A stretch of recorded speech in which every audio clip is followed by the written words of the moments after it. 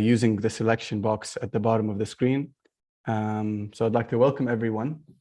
And ahead of COP27, in the midst of quite tumultuous period in the energy world, King Faisal Center, along with the German Orient Institute and the Haram Center, is pleased to be able to bring together and host a discussion on the shifting relationship and ties between Germany and MENA's energy producers.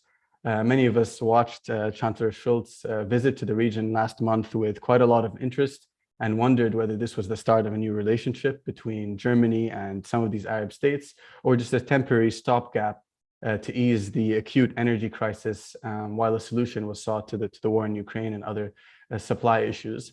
Emirati and Qatari demands to sign kind of long-term LNG contracts are a sign perhaps of the Gulf states' at least readiness and eagerness to forge more stable long-term relationships. But is Germany's reluctance a sign of uncertainty about the relationship? So does it have more to do with Germany's energy transition plans? Just some of the many questions that this shifting energy landscape is bringing, and one of the reasons we decided to put this event together. So we have some great panelists to help us think about these issues, and I'll introduce them now briefly and pass on my mic to Dr. Andreas, who will be sharing some opening remarks. I'll just introduce Dr. Andreas to start off with. He's the current director of the German Orient Institute and is a retired diplomat, has served in many posts in his diplomatic career, including the German representative in Ramallah from 2001 to 2004, the German ambassador to Syria from 2008 to 2012, EU special representative to the Middle East peace process from 12 to 13, and as the German ambassador to Tunisia from 2013 to 2020. So I'll pass on to you, Dr. Andreas, and you can have the mic now. Thank you, Faris, and thank you very much for the introduction. Indeed, when we approached you a few months ago, it was in a particular perspective.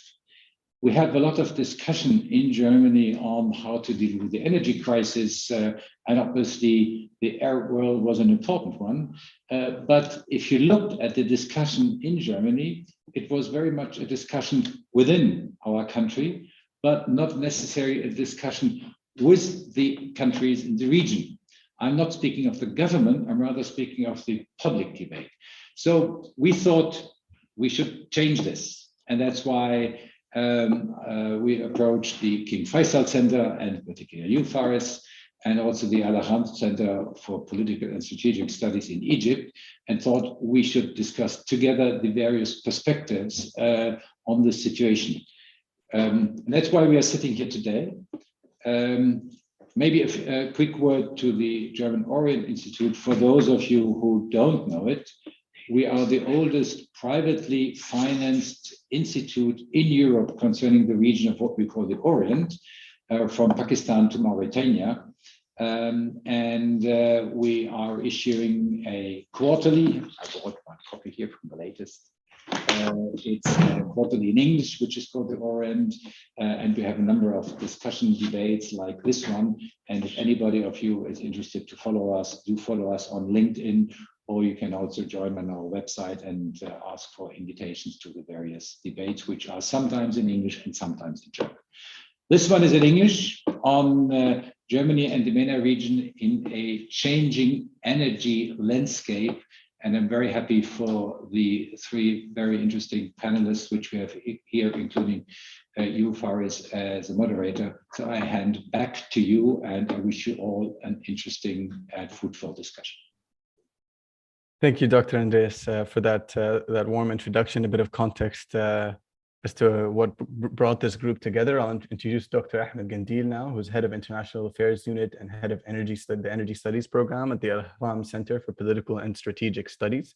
Dr. Ahmed is a fellow of the National Defense College, the Nasser Higher Military Academy in Cairo. He's also a fellow of the Japanese Institute for International Affairs in Tokyo. And in addition, he's a member of multiple research networks, including the Japanese Association of Middle Eastern Studies. He is also the editor-in-chief of Marsad al-Taqa, or Energy Monitor, a periodical which is published by ACPSS and concerned with energy-related issues, political transformations, and international conflicts. So I'll pass on to you, Dr. Ahmed, for some opening remarks before I introduce our second panelist. Bismillah ar-Rahman ar-Rahim. Thank you very much, Mr. Faris, for this kind introduction.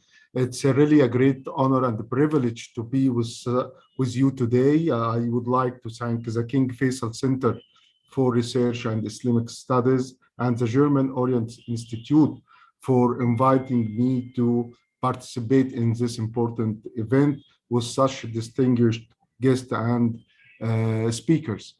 I would like to share with you today some remarks related to the topic of our meeting today, which is cooperation on climate change, our climate action between Germany and the MENA.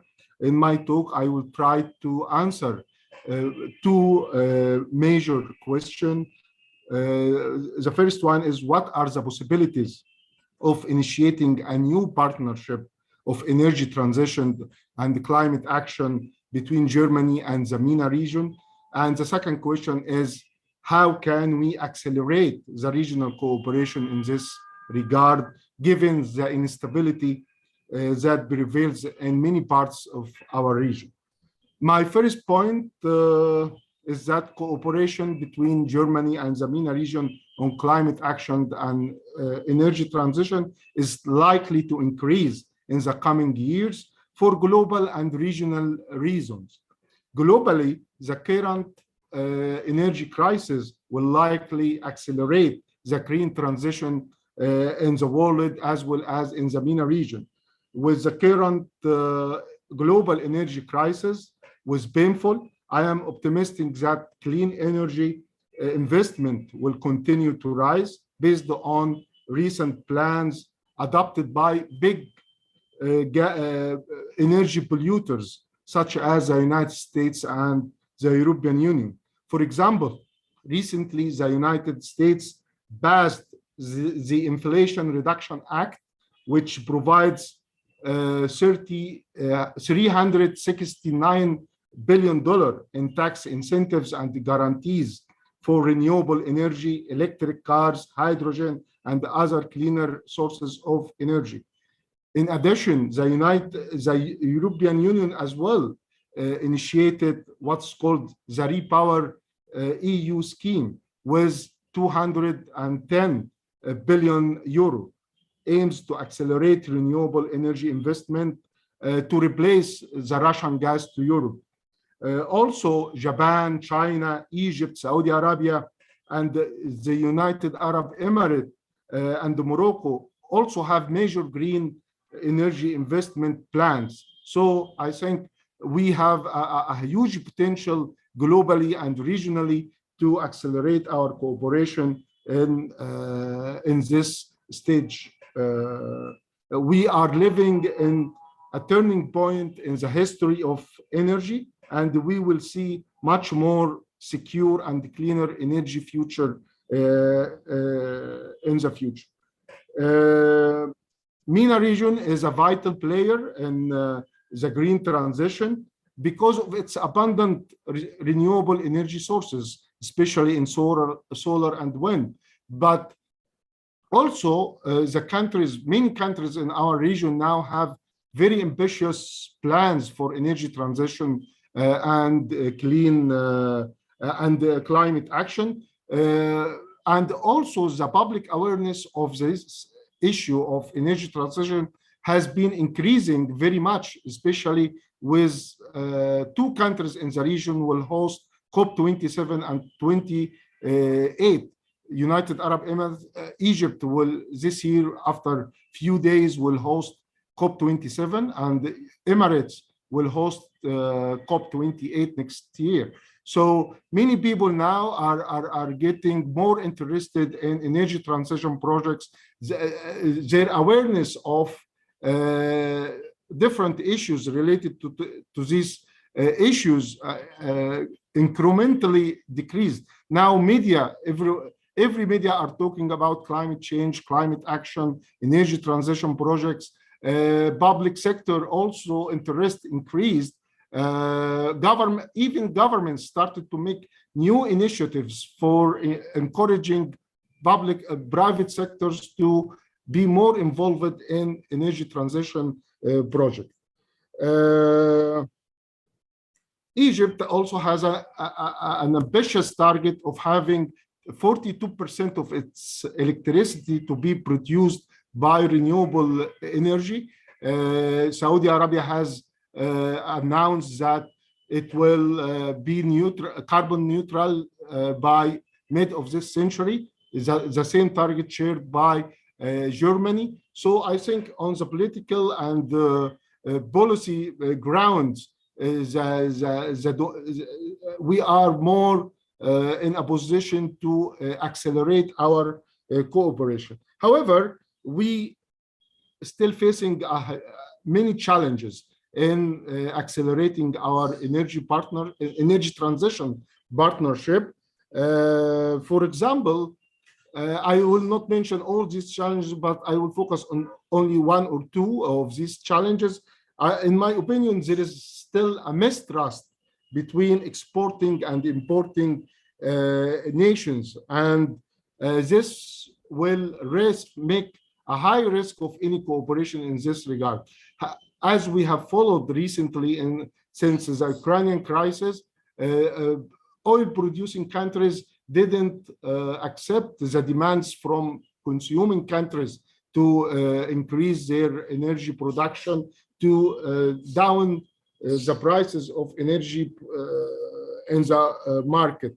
And this might make more geopolitical risk in the future to have sides in any future conflict in the region.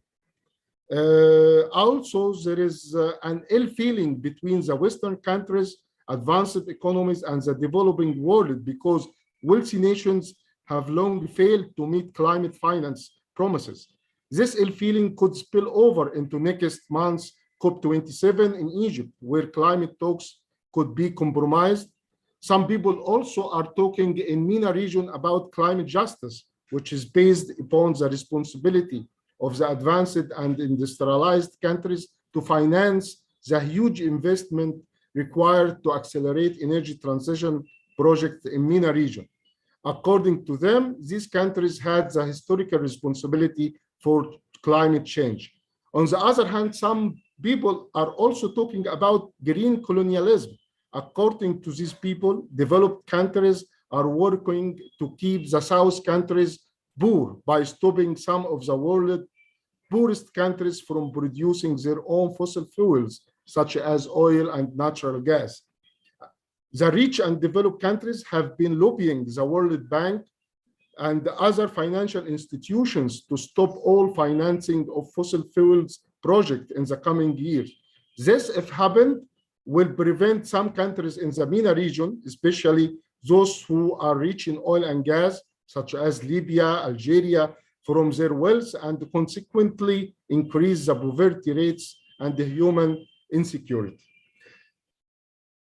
There are many other challenges, but I will skip this point to move forward to the last point of my remarks, which is what we should do to accelerate cooperation between Germany and the MENA region on energy transition and climate change. In my opinion, the starting point is to reach a consensus among Germany and the MENA region countries that we need a radical shift to make a balance between achieving energy security and decarbonized energy system that allows to meet the Paris Agreement targets. We should also reach a charter for energy transition in the MENA region. This charter will show the way and the responsibilities for the different stakeholders to achieve energy transition.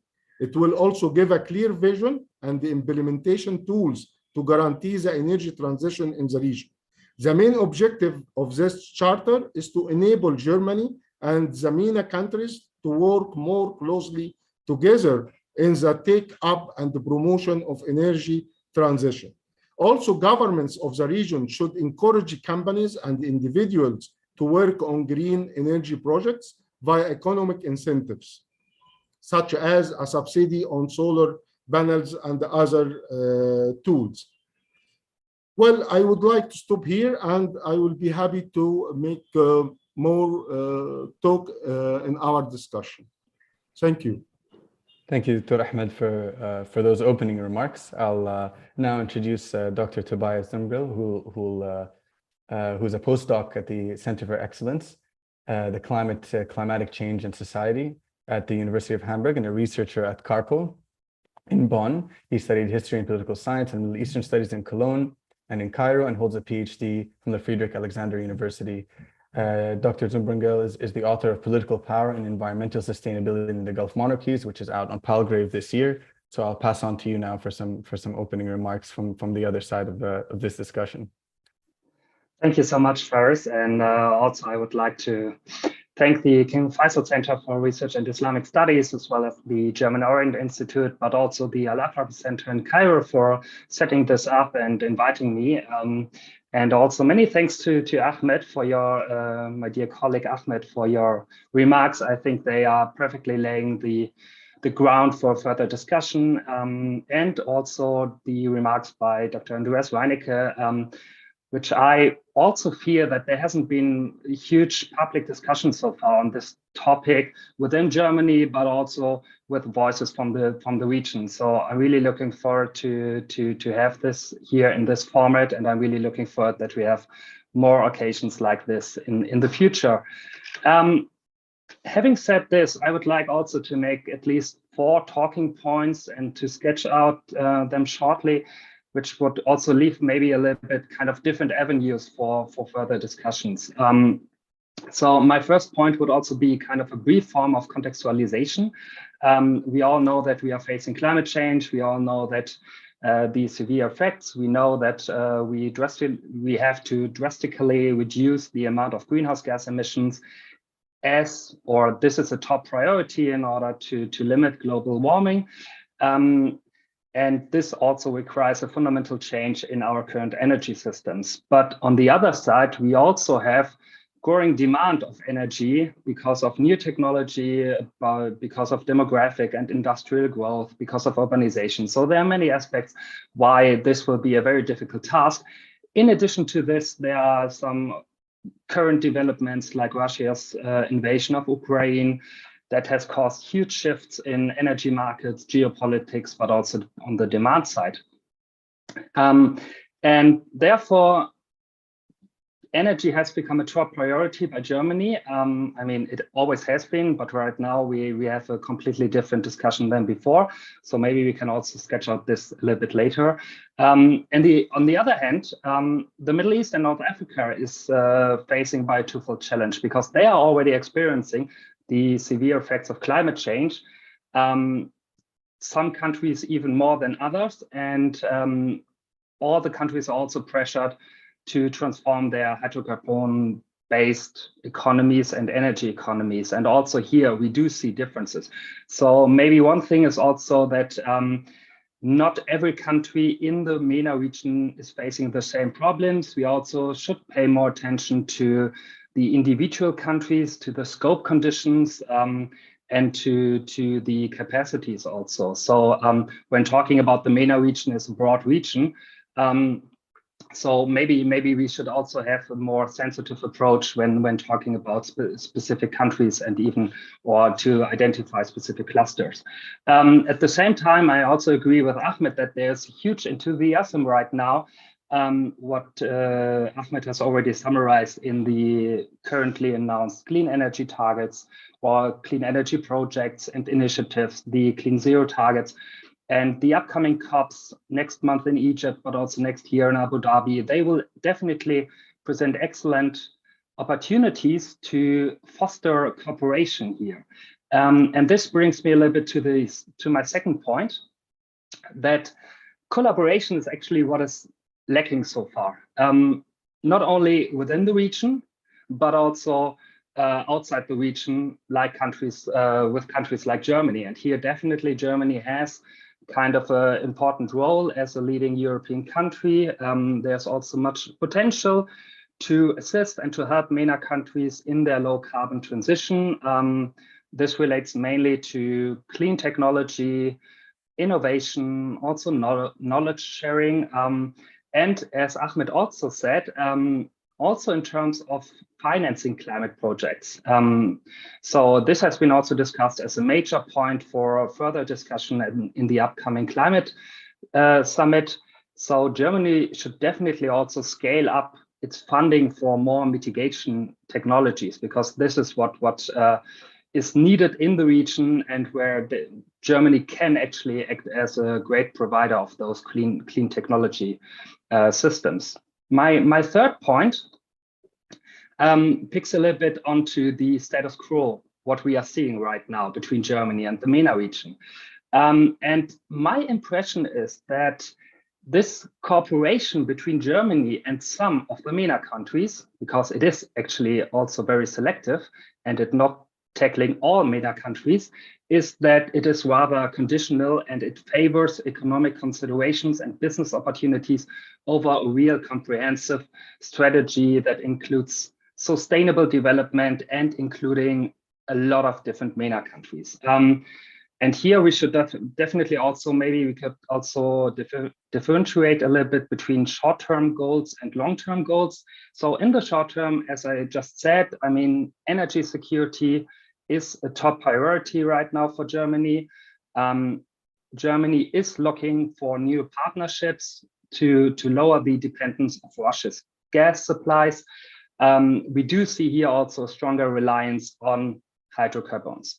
But at the same time, there are also plans of, well, transforming the German energy system in aligning with the European goals towards a cleaner technology. So this is also a long-term goal. In the short term, we do see that there's growing demand for gas supplies, especially from the Arabian Peninsula.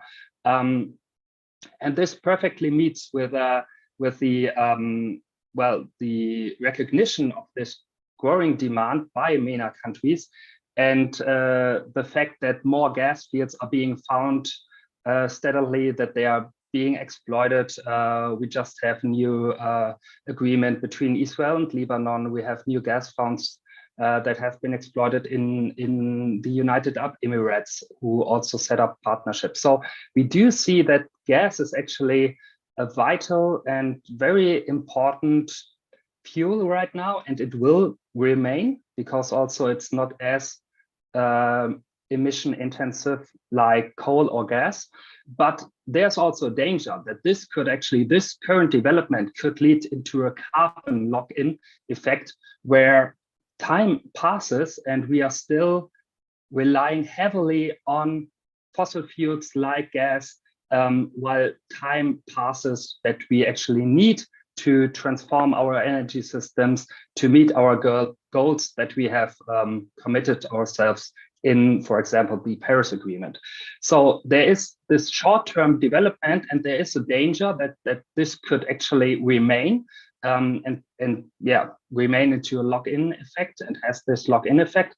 But there are also longer-term plans between Germany and some Arab goals, and this relates mostly to hydrogen as the new key technology for a low carbon transition. But also, and maybe we could also sketch out a little bit later, but there are also, as I would say, a lot of different uncertainties and open questions with regard to the implementation of those hydrogen technologies and partnerships with some MENA countries. So there's much talk, but there are also a lot of uncertainties. And my final point would be really that, giving this current approach that is rather selective, and it is highly based on energy partnerships and a specific sub-region in the MENA region, namely the oil and gas exporting Gulf monarchies, we should have a discussion about a more comprehensive approach by Germany. That should also not only tackle energy, but also relating or including other related aspects such as water security, food security. We all know that water and energy, we have this water, energy, food nexus. So everything of those commodities are highly interlinked. So we need a more comprehensive approach towards those resource management. We also need a broader approach that includes more MENA countries, and that is not only based on satisfying Germany's own future energy security and preserving its status as an attractive business location. So I really think that Germany has responsibilities and could do more in terms of providing climate action, climate projects for the whole region. And as has been just mentioned by both me and Ahmed, Germany has actually pledged to finance or to have a climate finance allocation of at least 6 billion euros, and this is still not what they have actually promised in the Paris Agreement. And under current status, it's even lower. It's like 4 billion euros right now that Germany is spending for climate action and financing projects. So there should be definitely one entry point where Germany could do more. And well, that would be all from my side so far. And I'm really looking forward to the discussion. Thanks, Dr. Tobias, for those remarks. Also bringing up a number of interesting points we can use to launch our discussion. Just maybe belatedly and briefly, I'll introduce myself. My name is Faris Suleiman. I'm a research fellow at the King Faisal Center and a PhD candidate at the LSE, where I work on the role of state capitalism and energy transitions. And I come from a background working in renewables, working on solar on industrial and commercial rooftops in Saudi and in the Gulf states, using a lot of German technology. So really at the confluence of some of the ideas that we're talking about today. Maybe I'll use the speaker's prerogative to ask the first couple of questions, and then we can open it up to the audience. But in the meantime, I would make a note to invite our audience members to use the Q&A function available to them through the Zoom platform. They can go to the bottom of the screen and put their questions in the Q&A chat, and I'll look at that from time to time and direct questions to our panelists, and hopefully get the audience involved in the discussion. So I'll start off maybe with asking some questions that were raised by some of the opening remarks that we heard.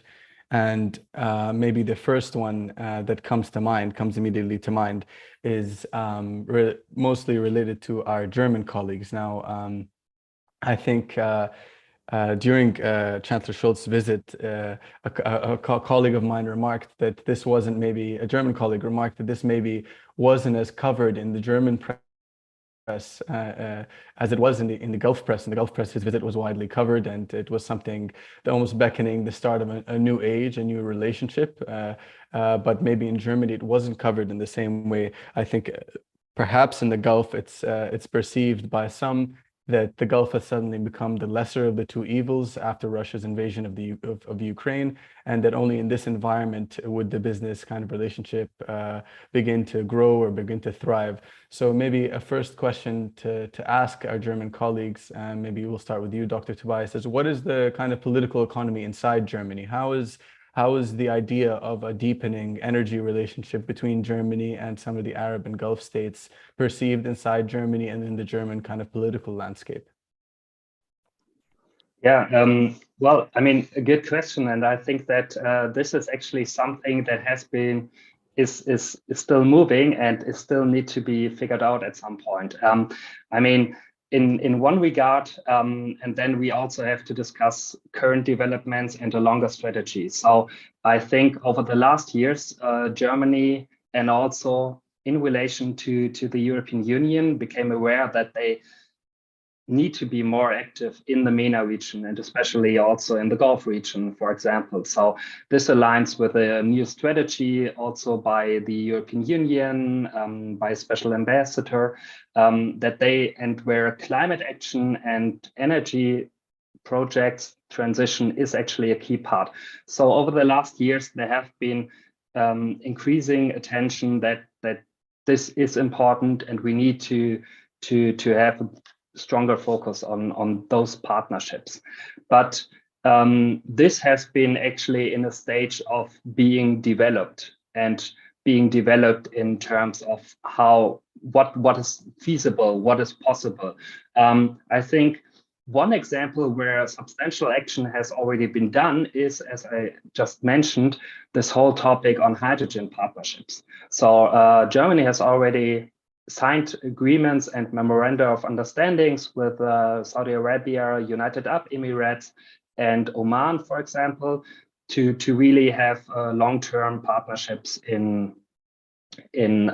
for hydrogen production and importing hydrogen from the Gulf states to Germany.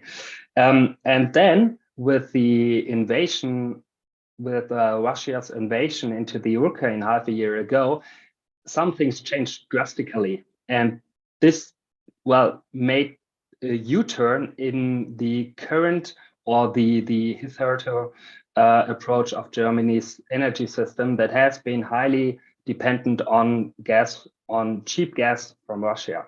So by trying to lowering the dependence from Russia now, and also diversifying the energy suppliers, Germany has come up in also this approach that actually the Gulf states and the MENA region is a key partner and is very important for satisfying the gas demand, but also for terms of short-term energy supplies. And this is what we can see over the last month in different visits by our Vice Chancellor Robert Habeck, but also our Chancellor Scholz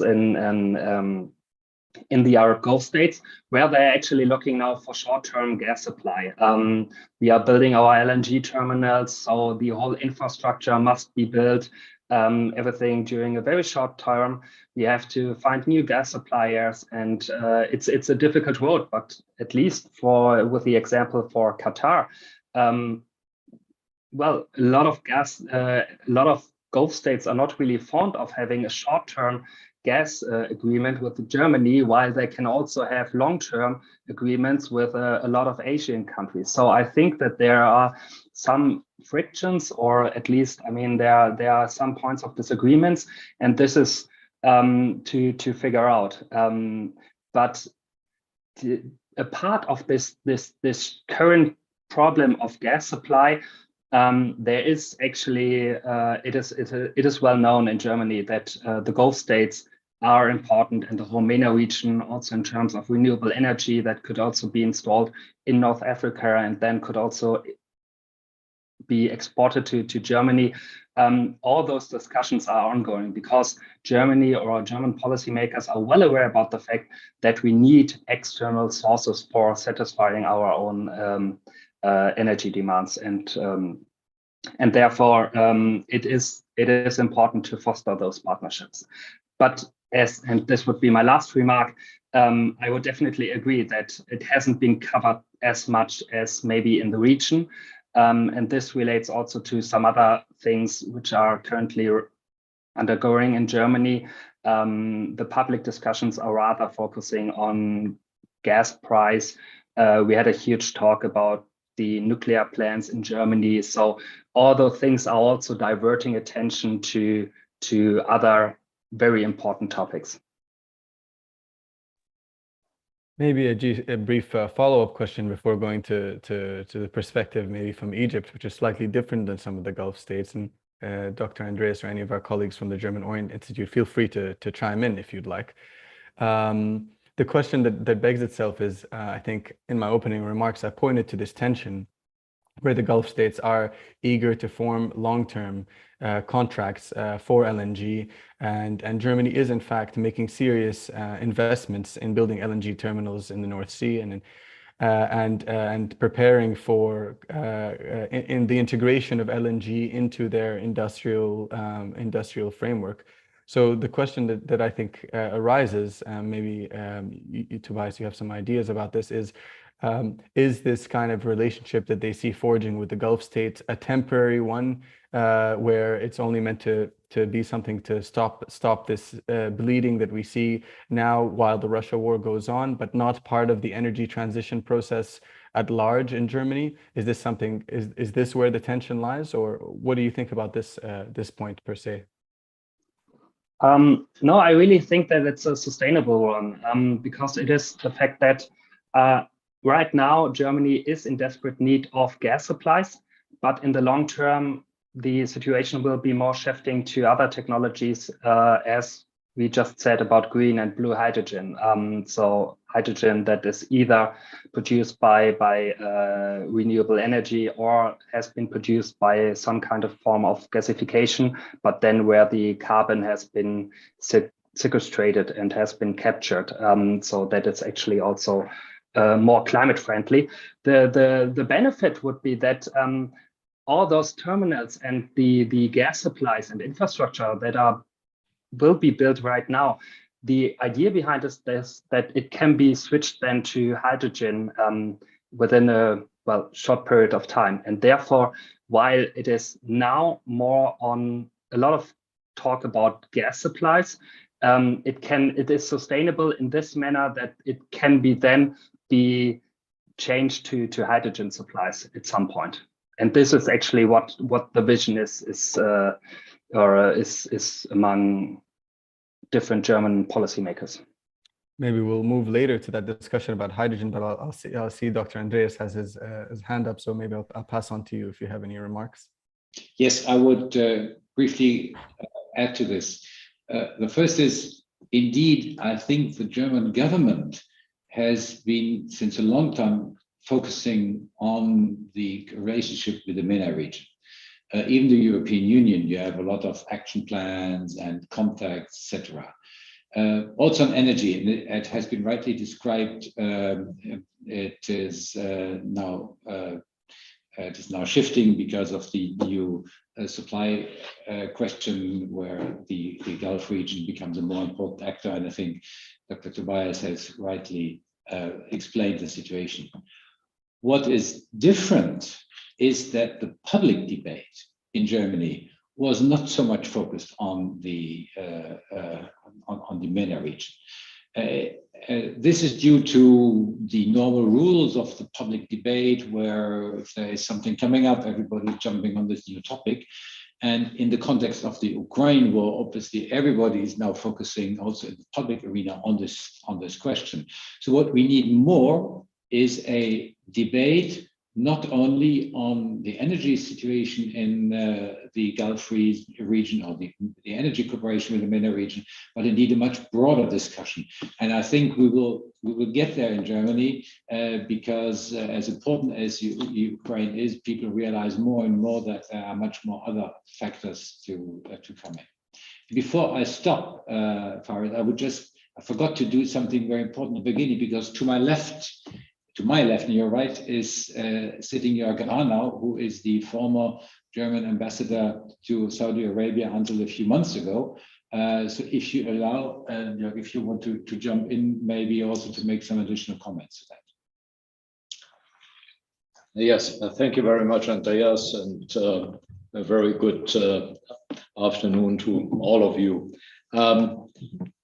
Indeed, I was working in Saudi Arabia until last year, and in a former stage of my career, I was also in charge of energy policy of the in the Foreign Office. So I've dealt quite a bit with the subjects we are discussing today.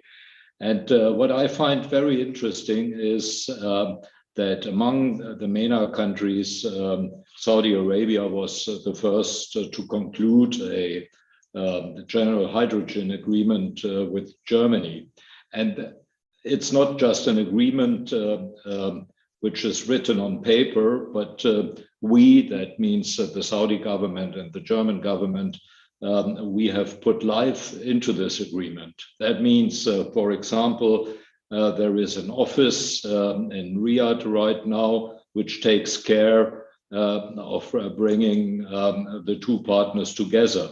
And what is being discussed, among others, is also together with the Saudi side, and I think also with other countries of the region, how will we make hydrogen a worldwide success? So the discussion is, we have to develop the markets for hydrogen, and that is also being led by this office in Riyadh, together with the Saudis. So we think this is very important, because that establishes an extra link to the German government.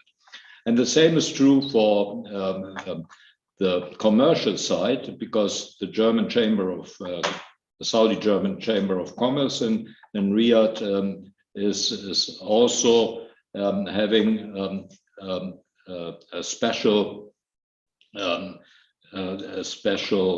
working unit which takes care of these issues to bring in industry from Germany. So quite a bit is going on, and I think the same would be true for the Emirates.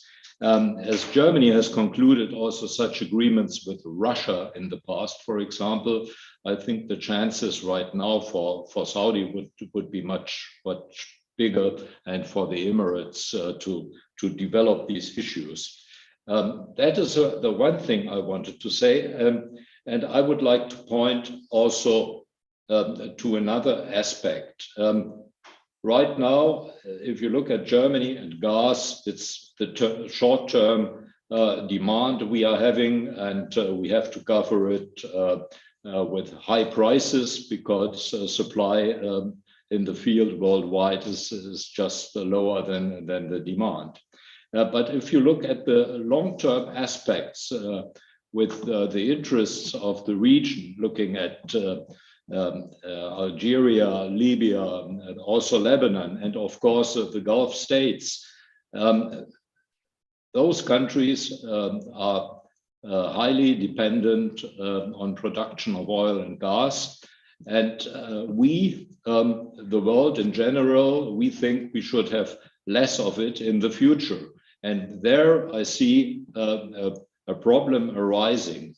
So when we discuss of using less of the hydrocarbons in the future, we have to see that these countries will run into problems if they don't have alternatives. So Saudi Arabia, the country where I served for 3 years, is looking at ways to get away from gas and oil, not totally, but on a long-term path.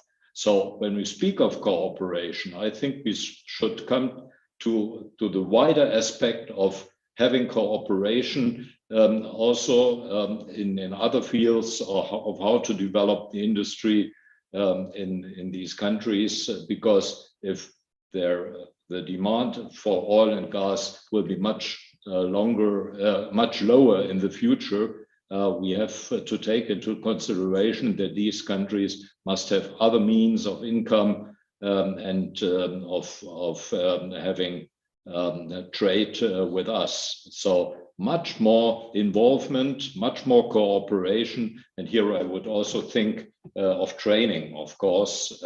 That should definitely be a field. And this is why I'm very happy that we are having this discussion here to advertise these issues. Thank you. Thank you, Ambassador Rana and Dr. Andreas for those remarks. I think as you were saying them, our colleague Quentin Blumart, who actually is from the Hydrogen Diplomacy Office in Riyadh, is on our discussion and has a message to say that he is happy that his institution was mentioned, and is also, I guess, it's a sign of some of this deeper cooperation and commitment to cooperation that's taking place, and how what is a short-term gas strategy could turn into a longer-term hydrogen strategy in the future. And that's quite an interesting area of discussion. But maybe to loop in Dr. Ahmed and think about things from a MENA perspective for a moment now. I kind of mentioned the idea that, at least from the ground in Saudi, I have the impression that the EU is not taken as a whole. Often the relationships are bilateral, and the relationship, for example, between the Gulf states and France and the Gulf states and Germany is quite different and has slightly different dynamics. The French companies have taken a pretty large role, I think, in the energy transition so far, with EDF and Total, and these companies very present in public tenders for renewable energy projects, and both in Egypt and in Saudi and in the UAE, whereas German companies maybe have been less eager to participate in the past and to invest. And maybe that's something we will return to later with our German colleagues. But maybe, Dr. Ahmed, can you maybe tell us a little bit about the Egyptian perspective on maybe why Germany or Europe hasn't been as involved as it could be in the past, and whether you think this new change of mood, change of tone is indicative of a longer term trend in the future.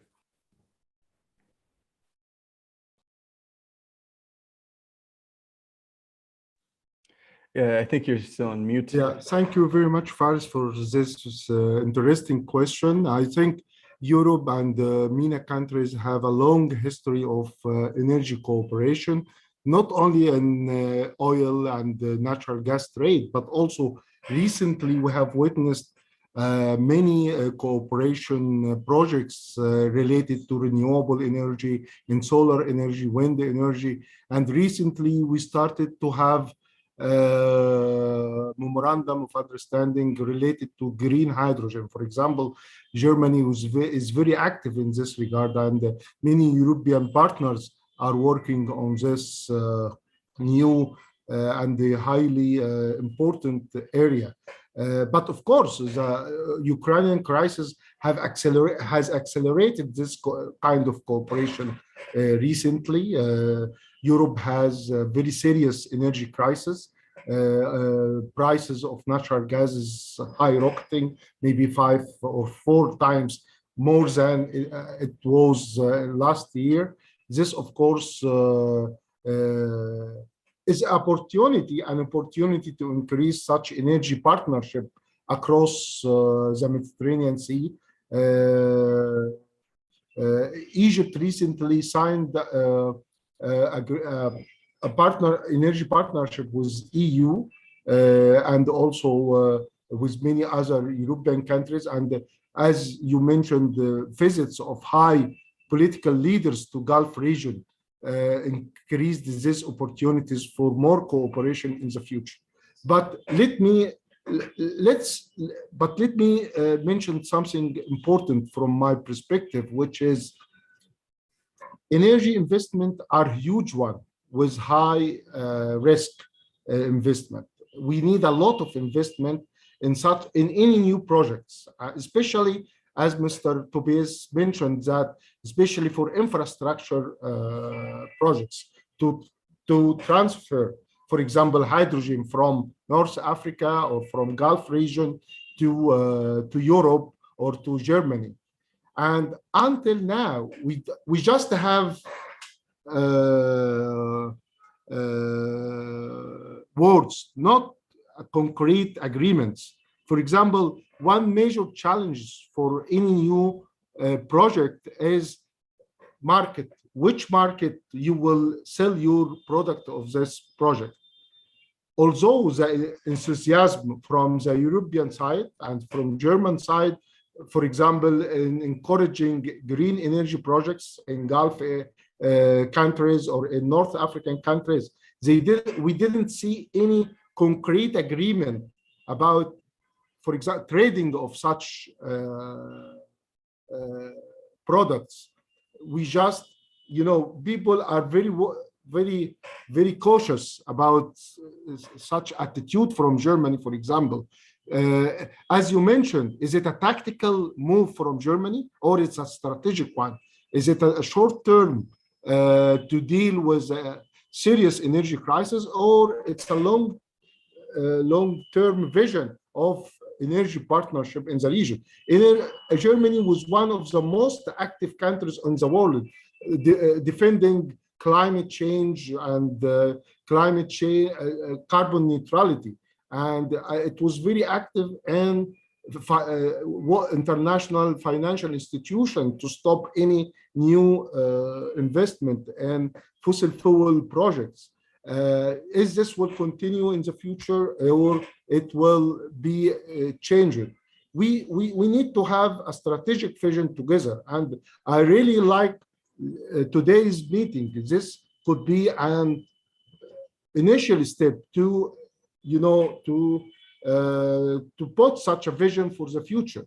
We need to understand more the long-term vision of Germany. Germany is a leading country in European Union, and I think its energy policies are very moderate compared to other countries in the European Union. We have followed recently Germany refused to put a price cap on natural gas prices, and also they have different views about possible cooperation with oil exporting countries. So I think today's meeting could be very important in setting a stage or a forum to expanding our dialogue to include more participants, more actors, more shareholders, to set together one, a vision for the future, for energy transition in the future, making a balance between energy securities concerns for oil exporting countries and energy sustainability concerns related to climate change. Both aspects are very important. Germany and Saudi Arabia are very important players in setting such new vision for cooperating between the two sides. Thank you. Thanks for those comments, Dr. Ahmed. Maybe before I pass on to our German colleagues, I'll just remind the audience, some of our colleagues are putting their hands up. Unfortunately, I can't let you ask questions live. That's not how this feature works. You can type them into the Q&A chat box, and I'll be able to see them and reflect them hopefully in our discussion. But before we go back to our German colleagues, I think a few different ideas were exchanged that maybe I can reshape into a question. It seems as though definitely there was this idea that the Gulf states, Saudi Arabia and the UAE, are preparing themselves with the help of this ongoing diplomatic dialogue with Germany for an era in which they'll be able to export gas in the form of hydrogen. And in Saudi, we've heard a number of green hydrogen projects, a very large one being produced in the Northwest, being built in the Northwest, ThyssenKrupp taking the large lion's share of the construction contract with Air Products, and NEOM, a PIF company, being involved. And then on the East Coast, we see Aramco adopting a blue hydrogen strategy with a predominantly Asian focus, hoping that will be the target market of preference. In other states, maybe less the availability of capital, or the lack of the availability of capital, becomes a serious barrier to an Algeria or an Egypt developing projects at that scale. And one could ask the question whether if Europe is prepared to engage in investments building LNG terminals and the facilities that will accept that kind of the ammonia and the hydrogen of the energy of the 21st century, or the middle of the 21st century.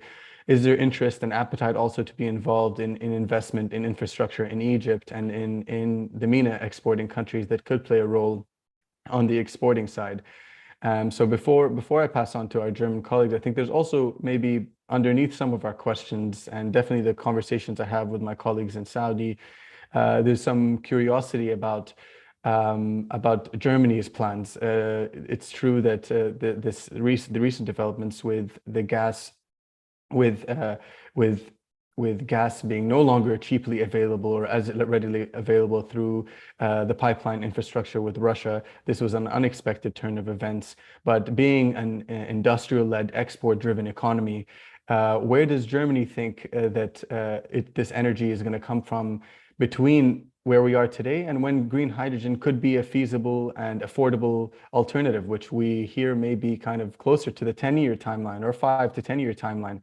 So maybe if Dr. Tobias, and then we can go to our colleagues at the German Orient Institute if they have any comments. What is the plan from Germany's perspective? We want some short-term gas contracts now to help us with the immediate situation we find ourselves in this winter, potentially next winter. But how about the 5 to 10-year mark? Is it going to be, is there German capital that's going to basically bring forward the date at which green hydrogen is going to be feasible in steel melting in Germany? Is that what the plan is? Yeah, I shortly try to respond to this. I mean, I think what has already been said, and what is also kind of, well, the current issue is that there have been preliminary ideas about a long-term hydrogen partnership, but as Ahmed also said, I mean, we are lacking the whole infrastructure right now, and this has been nothing that, or I mean, those considerations hadn't been part so far. Now they are part of the whole plan because of the whole developments that we are experiencing since 6 months. And I think that there are benefits, for example, then to switch back to hydrogen and to building up own or LNG terminals that are owned by Germany. The first will be inaugurated by the end of this year. So actually, I mean, we are planning now to build up this infrastructure, but this must be happening on a very short notice and very overhastened also a little bit, I would say, because a lot of uncertainties are still haven't been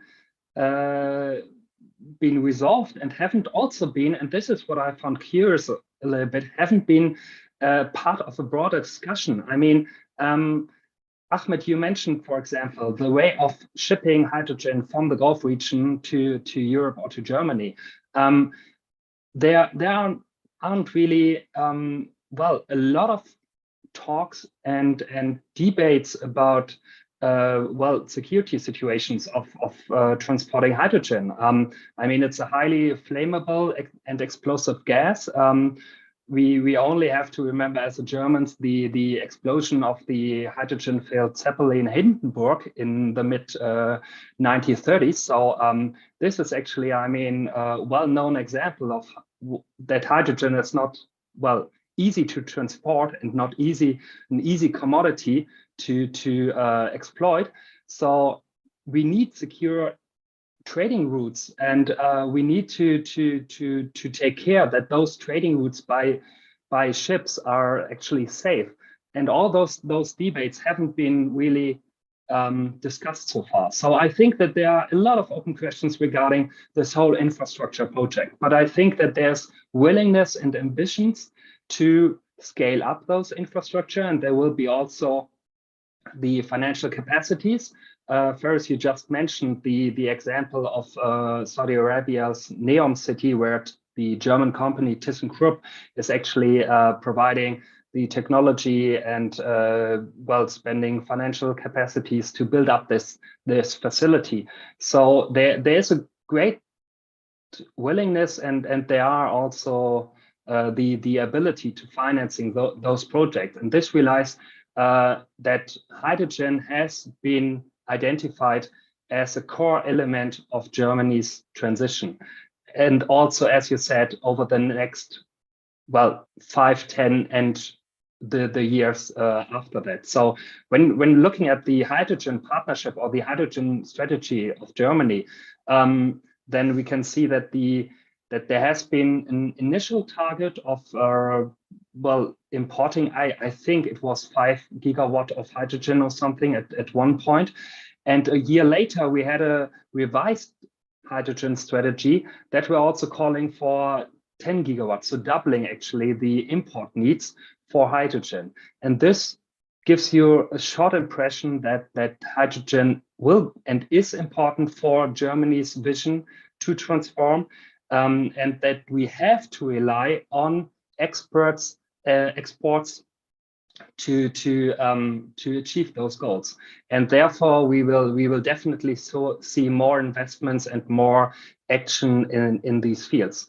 But I definitely agree with all my colleagues that well, we really need to scale up those developments right now, and we really need to move forward because time is running out. Great, thanks for that. I wonder if our colleagues at the German Orient Institute have anything they'd like to add. I would like to add something. First, as far as the question of Dr. Ahmed is concerned, I think your question as to the medium and long-term strategy of Germany is very pertinent. And the answer is, at the moment, that the German government had to do a lot with the really very, very short-term issues as of switching the energy supply from Russia towards other resources. So the issue of how to deal with this medium and long term will, in my guess, only come after this winter. when we have managed to secure the energy supply, have the financial markets or the energy prices will be more or less contained. And then I think these long-term questions will come. But your questions are pertinent and you shouldn't stop asking them. This time we should continue to ask them so that we'll oblige the German government and the German public to go into this direction. However, obviously there are some starts already, some beginnings already done. For example, the German Ministry of Cooperation is investing or is financing very heavily in Morocco a huge pilot project on hydrogen. A smaller one is financed in Tunisia. And on Egypt, I'm not sure right now. These are countries where the German Ministry of Cooperation is working. They are not working and supplying cheap money in the Gulf countries for obvious reasons. But you see, the vision starts already in this direction. And maybe, Dr. Ahmed, a question which I would have to you is, as Egypt is now preparing to become a really important energy supplier, one of the issues in a long-term strategy will indeed be what energy resources might be available. We have spoken of hydrogen. How about photovoltaic? What are the plans in Egypt in this direction so that those who are listening have a first idea of where your projects or where the plans of the Egyptian governments are going? Dr. Ahmed, you're on mute, I'm afraid, so you have to. Please, would you please repeat the question? I couldn't hear it correctly. The question is, what are the plans of the Egyptian government concerning renewable energies, photovoltaic and hydrogen? Because this will be an important question asked also in Germany and in Europe concerning a future cooperation with Egypt and other countries also. Where are you standing? Well, we had Egyptian government had taken many steps to encourage renewable energy projects, which could be used in the future to produce green hydrogen. Starting from 2014, the new constitution of Egypt emphasized the importance of encouraging renewable energy, and we have put several schemes to encourage private sector to increase their production from renewable energy. The problem recently was that we already have a 25% of electricity surplus because of Siemens' huge 3 new projects in Egypt. Now we have a surplus in electricity, so that governments is not very keen to encourage new projects as long as we have an electricity surplus. However, the Egyptian government started to notice the conditionality of the European Union regarding green hydrogen. And one interesting point, which I just knew a few days ago, is that if the renewable energy a certain country is produced for power plants, for example, are used to produce energy, green hydrogen would not be acceptable in the European Union. That means that if you have a surplus of electricity produced by renewable energy that's supposed to be going to power plants, you will not be able to use it in producing green hydrogen. And if this condition is really exist, I think this will be very challenging for any future efforts to increase green hydrogen production. Another important issue is that Egypt has a water shortage. And as you know, green hydrogen needs a lot of water. And this also a very serious challenge from our side to have enough production capacity to increase hydrogen. But as you know, Egypt is abundant of solar and wind, and recently we succeeded in building the largest solar park in the Middle East and in Bimban in Aswan. It's 1,400 megawatt capacity. This with $2 billion of investment, all of them coming from the private sector. Another important development was the declining cost of production electricity from renewable energy projects. Bidding is used in Egypt now to encourage for cheaper prices for production coming from renewable energy. We have reached in the last bidding offers $2 for 1 kilowatt produced by solar energy, and $3 for electricity, 1 kilowatt electricity produced from wind energy. So that it's very competitive compared to fossil fuel sources. Also, the Egyptian government is serious to remove all energy subsidies in Egypt, although it might be a serious challenge for political instability in Egypt, but government is serious about removing all energy subsidies, and this will give a great push for new investment. I think the lack of finance also is very serious challenge in Egypt for those wishing to work on renewable energy projects. Still, financial institutions look at the new projects of renewable energy as high-risk projects.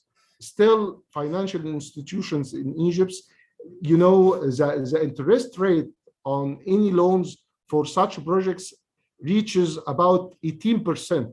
And this is very high rate on investment or for loans for energy projects. So we still have some challenges, but we are optimistic that we will achieve our target of reaching 42% of our electricity produced by, and by the way, we have published a book recently with the cooperation of Friedrich Ebert Stiftung Institution in Cairo about the future of energy transition in Egypt.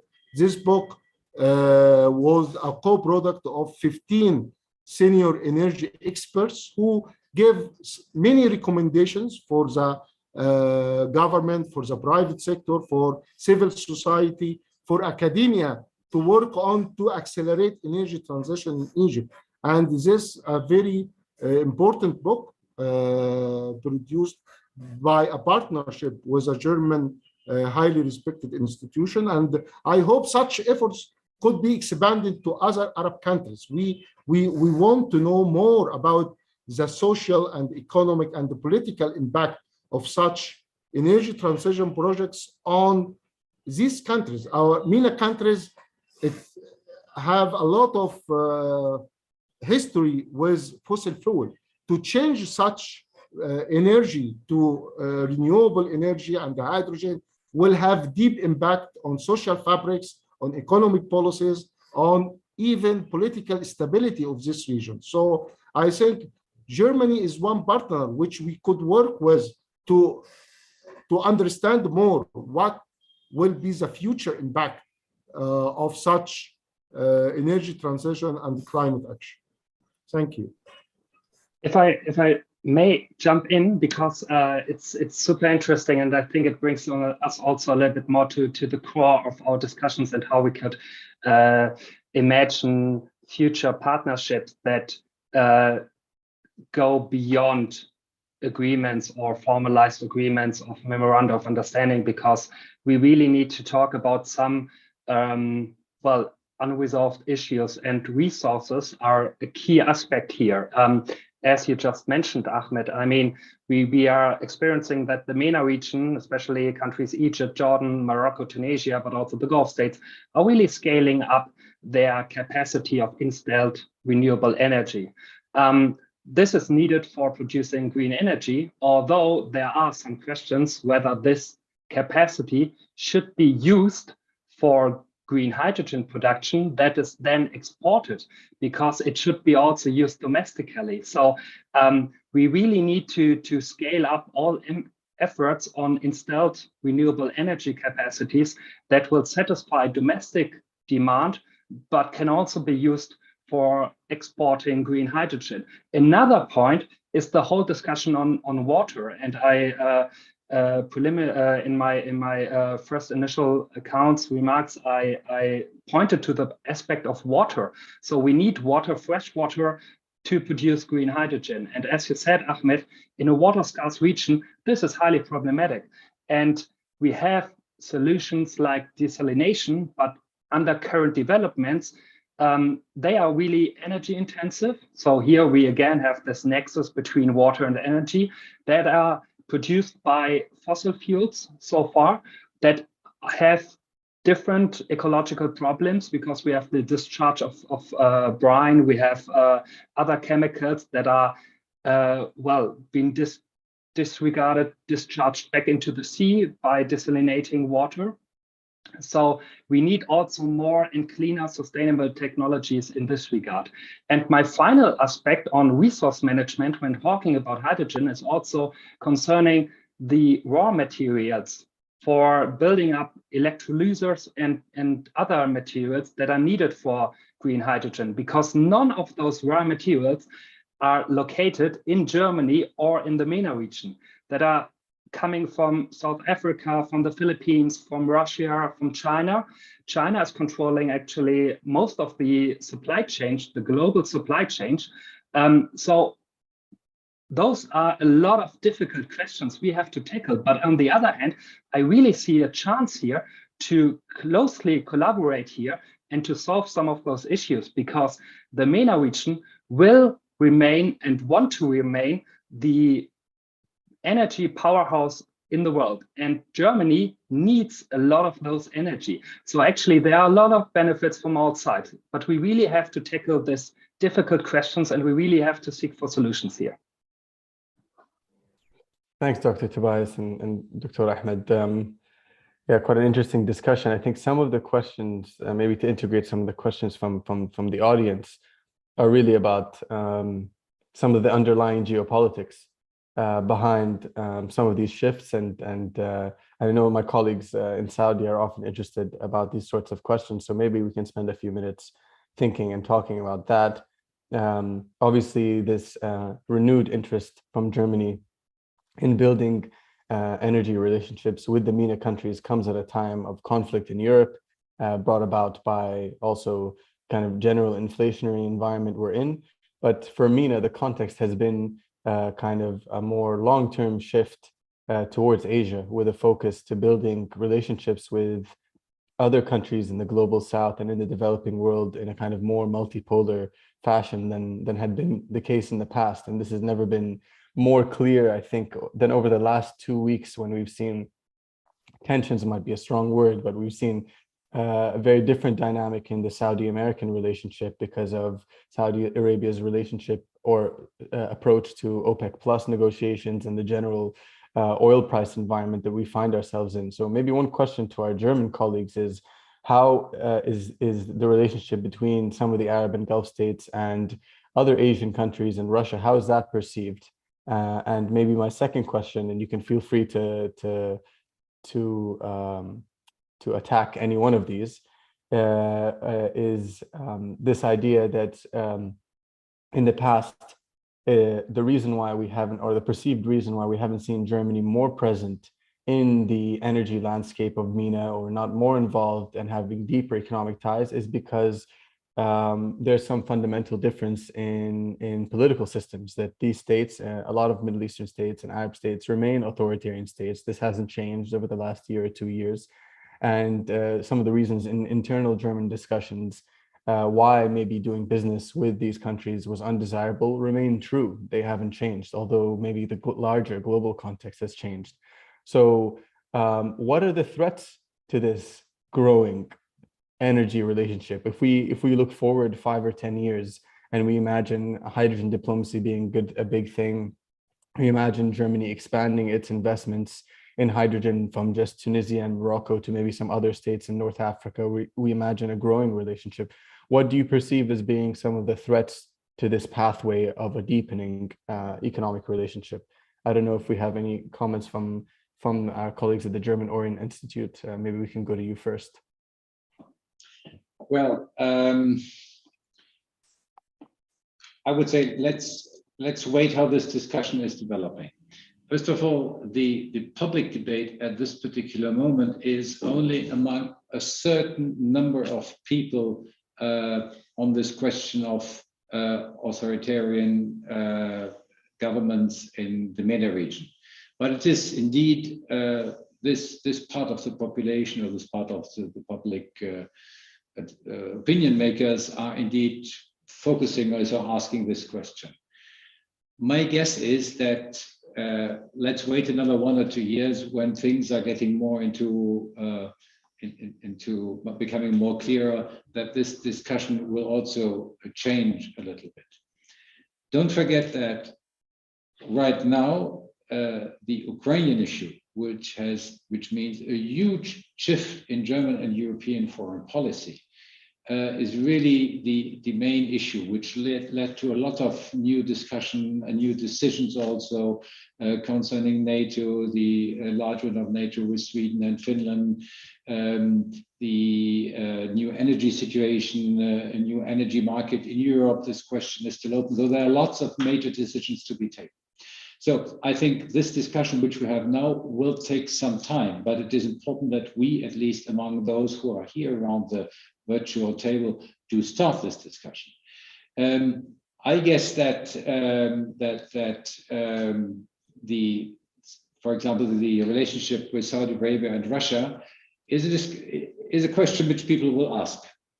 Because Russia, indeed, at this particular moment, without going too much now into this conflict, is really attacking with all means another state, something which is completely new within the last decades, really. So it is a political question, and also Saudi Arabia will have to decide how it will tackle with the situation. I will keep it there. But you have to understand that this is a major issue in Germany, not only in Germany. Again, the answer to all these questions will be given in the coming months and years, probably, but it's a major issue.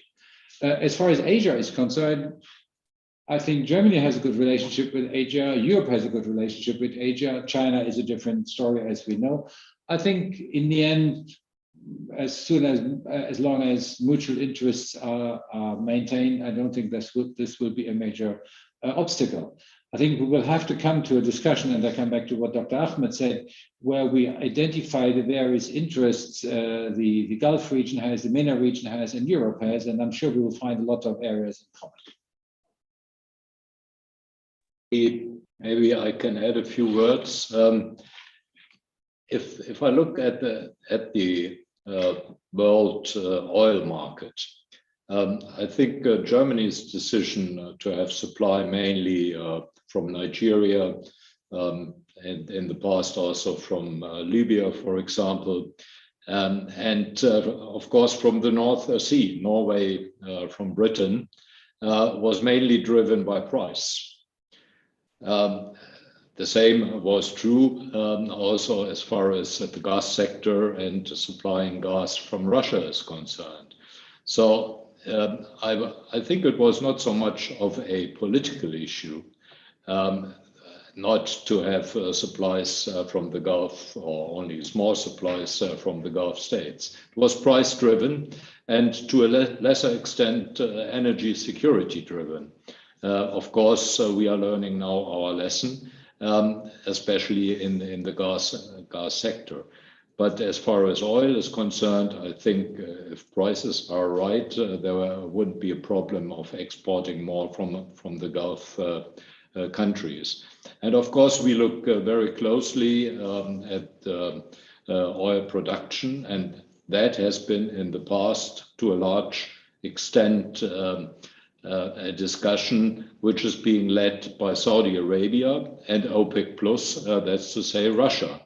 And of course, we are also critical with lower production because that means higher prices in the end, if you have the same demand. We would also have liked OPEC Plus to take a different decision in that respect and have higher production goals so that there is more supply in the world oil market. But I think in the future, I think this aspect of energy security will play a bigger role in Germany. And for that reason, I think there is more opportunity also for the MENA region to be one of our main suppliers. One other issue is that the Europeans are right now trying to have a common energy policy. At least that is being under discussion in Brussels and among the member states. So if we look at the MENA region, I think we cannot single out Germany and other countries, but for example, if we speak of infrastructure, we need to have cooperation among the European and the MENA countries. I only look at Morocco, for example, where we would need Spain and France if we wanted to have the electricity which is being produced in Northern Africa shipped through to Central Europe. So that's not just a question which concerns us, Germany and the MENA region, but I think we need the whole union on board here. Thank you. Thanks a lot for those comments. A lot of things resonating, I think, addressing some of the points that we've made. Maybe I'll pass on to Dr. Tobias just for if you have any closing remarks on some of the things that we've touched on. Well, trying to shortly respond to your good questions. I mean, at first maybe China Arab Gulf or MENA partnerships. I mean, we all know the increasing role of China, and I think that this is actually, I mean, at least in the public debate, it becomes more worrisome about China's behavior and appearance in the world. We have just recently the discussion about the Haven in Hamburg selling stakes to China. So there is actually a turning point in the German public towards or being more critical towards those engagements. Also the kind of the company Volkswagen producing cars in China. But on the other hand, it is clear that even also Germany has, I mean, close and huge economic cooperation with China. So it will be very difficult to restructure this. And also it is not really clear whether this is something that is really something to discuss. So I just wanted to mention here that one get the impression that those debates will increase, and it is a more critical engagement in the broader population here. The same applies a little bit to the current developments of Germany switching now from Russia to other countries for energy supply. And there have been also some cynical debates about exchanging one dictator for another. But I do see the things a little bit different, although we shouldn't shy away from this whole political debate, as you just mentioned first, because it's an important one and it's closely connected to the economic one. But the one point is that Germany is also now trying to diversifying its partnerships. That is one crucial element. The other point is that there lies also a chance or an opportunity because we all have same goals and ideas, and one of is definitely this kind of domestic energy transition. And here I mean, one aspect of the German Energiewende, so the German specific way of low carbon development, was that it has actually a more bottom up and participatory approach by installing clean energy schemes that were also involving citizens directly in the energy production by getting financial compensation for installing photovoltaic systems on the roof, or getting subsidies for this, and being part of gaining profit by wind turbines and wind parks. So this has been actually a very bottom-up approach. And while we are seeing a rather top-down and centralized approach in the MENA region right now, there are also a lot of statistics that says that we do need also more small and medium enterprises and more decentralized and distributed energy systems to achieve the goals of net zero targets. So here is actually a very good entry point and a good avenue for stronger cooperation between both regions, where they can learn from each other, also in having not only this top-down approach, but also more like a bottom-up schemes that I do not say that this will then lead to a democratization process, but at least it will be a more equal, a more justice, and maybe a more participatory approach where the energy transition can be an integral part of. Great, thank you, Dr. Tobias. So I'll use that as a chance to wrap things up. I think you brought up a nice point on which we should end things, which is that although it's true that some of these events recently have changed this landscape, and there is reason to believe that some patience is required for us to see where the medium and long-term relationship will begin to take shape. I think definitely there's no reason for us to shy away from some of these bigger questions and to address them directly. And I hope these kinds of dialogues provide a forum for that kind of discussion on the kind of energy, economic, and political relationships that are definitely changing in interesting ways and ways worthy of discussion. So I'd like to take this opportunity to thank all our panelists, Ambassador Ranau and Dr. Andreas from the German Orient Institute, Dr. Tobias and Dr. Ahmed. Thank you very much for your valuable contributions. Also take a chance to thank our colleagues behind the scenes, Khulud at the King Faisal Center and Haroon, our interpreter, providing interpretation in Arabic. So thank you all very much, and I wish you all a great afternoon. Thank you very much. Everyone. Thank you, Faris, for the great moderation. I'm glad. Take It care. was Thank a you, real pleasure. Faris. Thank you, Thomas. Be well. Goodbye, everyone. Goodbye. Okay, that's really now.